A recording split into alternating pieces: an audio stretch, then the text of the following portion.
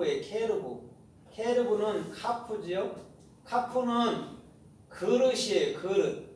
그렇죠? 손을 오므려서 받는 거예요. 요드는 손을 펴서 넘겨주는 거고 같은 손이지만, 그래서 카프라는 것은 항상 예수 믿으세요 하면 우리가 받을 때는 그리스도가 영이라는 참말, 그리스도가 적용되는 거예요. 알게 될 때 그게 카프예요.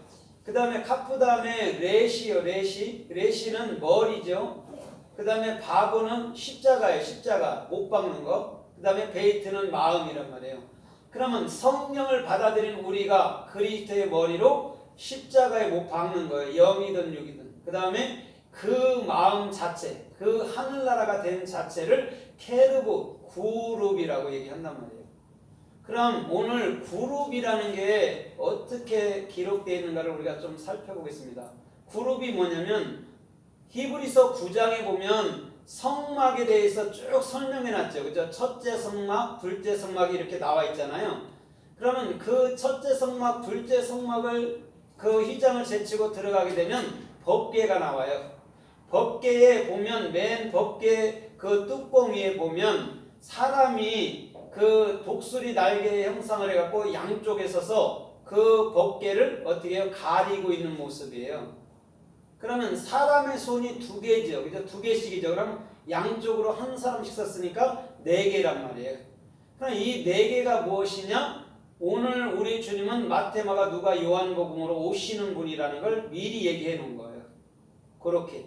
그래서 그 법궤를 내 손으로 가리고 있다는 거예요. 근데 내 손에서는 뭐냐면 손가락이 5개씩 하나에 있잖아요. 그죠? 그러면 손가락이 10개란 말이에요. 한 사람의 10개, 두 사람은 20개란 말이에요. 이 20개라는 게 뭐냐면 이 20개라는 게 레시예요. 레시. 20번째 글자인 그 레시라는 머리란 말이에요. 그래서 예수 그리스도가 이 법궤 말씀으로 너희들에게 갈 거야, 영으로 갈 거야를 얘기해 주고 있는 모습을 볼 수가 있단 말입니다. 그걸 구룹이라고 얘기를 해요. 근데 이 구룹을 만드는데 뭘로 만드냐면 순금으로 만든단 말이에요. 순금으로 만들어요. 그럼 순금이라는 자체가 자하부잖아요. 그 하나님의 명령을 수행해주는, 어디다? 마음에다 수행해주는 거예요. 자하부가. 그게 금이에요.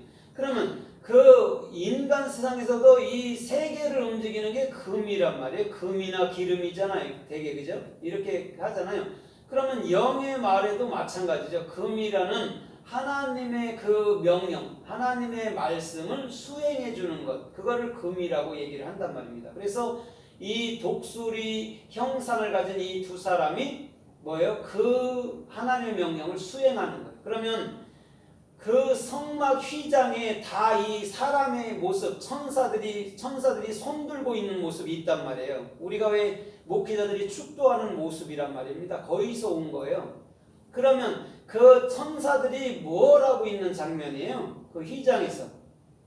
예? 복을 빌어주는 거잖아요. 두 손을 이렇게 올려서 복을 빌어주고 있는 거란 말이죠. 근데 그 휘장이 예수님의 십자가 상에서 히브리서 9장에서는 찢어졌잖아요. 위로부터 아래로 찢어지잖아요. 그죠? 그럼 휘장이 찢어지고 난 다음에는 뭘 봐야 되는 거예요? 휘장이 찢어지고 난 다음에는 참된 복음을 발견해야 되는 거예요. 휘장에 그 천사 형상으로 사람의 형상으로서 두 날개 그렇게 축복하는 장면이 그려져 있는 게 문제가 아니에요. 그러면 우리가 왜 사람들은 천사들이 날아다녀서 막 이렇게 날아다니고 심부름대주고 이렇게 생각을 하잖아요. 그런데 하나님 말이라는 히브리 자음에서의 천사는 곧 우리를 말하는 거예요. 사역하는 자, 그걸 천사라고 얘기를 한단 말이에요. 근데 우리는 천사라면 영적인 물체로서 하나님 만든 것들 이렇게 얘기하면서 자꾸 보이지도 않는 것을, 없는 허상들이 있다고 생각하고 사는 거예요. 근데 우리 주님은 그거 아니야. 네가 참말을 가졌을 때 네가 천사야, 이렇게 나오는 거예요. 그래서 두 손을 두 날개로 표현한 거예요. 그래서 출애굽기 19장에도 이스라엘을 내가 광야에서 너희를 업어날라다, 두 날개, 독수리 두 날개로 업어날랐다고 얘기를 하는 거예요. 하나님 자신이 친히 독수리 두 날개 구룹을 얘기하고 있단 말이에요. 그럼 그룹이라는 건 뭐냐면 내가 반드시 너에게 네 마음속에 성령을 적용시켜서 그 머리로 말미암아 반드시 너는 십자가에 못 박아 버릴 거야. 그 다음에 그 마음을 내가 영원한 하늘나라, 영원한 에덴 동산, 영원한 예루살렘으로 새 예루살렘적으로 만들 거야를 미리 얘기해 주고 있는 모습이란 말이에요. 그러면 천사는 손이 없다 생각하잖아요. 되게 날개 달렸다고 생각하잖아요. 그거는 여러분들 어떻게 보면은 그거는 어떻게 보면 사람들이 아니죠. 동물들이죠. 그런데 천사라고 말하는 멜레크들은 오히려 사역하는 자를 천사라고 얘기한단 말이죠. 그래서 요한계시록에도 다른 천사가 어떻게 하죠? 다른 천사가 말을 하죠. 그죠? 독수리처럼 나가는데 화가 있다고 말씀하고 있는 거예요. 그럼 다른 천사가 뭐냐면 그 하나님의 복음을 깨달은 자들을 다른 천사라고 얘기하는 거예요. 그 사람이 천사예요. 그 사람은 이 땅에는 어느 곳에도 매이지 않는 복음을 가졌는 줄 믿습니다. 그래서 육적으로 새는 아무도 못 받아요. 자기 두 날개가 있기 때문에 어디든지 자유롭게 날 수 있어요. 그것을 보여주는 거예요. 자유라는 게 그와 같다는 거예요. 어디든지 매이지도 않는 것을 얘기해 준단 말이죠.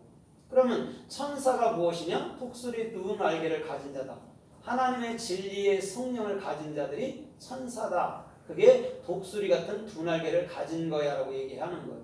그래서 예수님의 보좌 아래도 에스겔서 1장과 계시록 4장에도 예수님 보좌 아래 뭐가 있어요? 네 그룹이 있죠. 그죠? 네 그룹이 있어요. 그런데 이 그룹 안에는 바퀴들이 있고 눈이 있는데 이것들은 일제히 예수님이 명령하면 아무 데든 이렇게 움직인다는 거예요. 곧바로. 그럼 봐봐요. 마타, 마가, 누가, 요한복음이 서로 다르게 기록됐다고 사람들 자꾸 얘기하는데 아니에요. 오직 예수 그리스도 당신만을 기록하고 있는 거예요. 다른 걸 얘기하는 게 아니에요. 가난하게 살고 부자로 살고 병들어 살고 이런 얘기를 하는 게 아니에요. 주님은요. 오직 당신 자신을 반드시 그 복음서에서 이 육체라는 그 육을 복음으로 주기 위해서는 십자가에 죽어야 된다고 말하는 거예요. 그래서 예수님이 씨를 뿌리고 죽는 모습이 그 마태복음 27장의 십자가상에서의 예수님의 최후란 말이에요. 씨 뿌리면 죽는단 말이에요. 그래서 모든 동물이 죽어갈 때는 자기 씨앗을 자녀들을 만들어 놓고 죽는 거예요. 사람이든 짐승이든 곡식이든 다 자기 거를 뿌려놓고 죽는단 말입니다. 그게 예수님의 법칙이었다는 것이죠. 그래서 마태, 마가, 누가, 요한 복음이라는 것이 정확히 창세기로 들어가서 네 강으로 보면 딱 맞는 말이죠. 그럼 성경은 일맥상통한 거예요. 여기 말이 틀리고 저기 말이 틀린 게 아니에요. 사람 말처럼. 그렇죠? 창세기 2장에 네 강이 나오지만 마태복음, 마가복음, 누가복음, 요한복음에는 네 밭으로의 설명을 하고 있단 말입니다. 주님이. 그럼 밭은 사대거든요. 사대.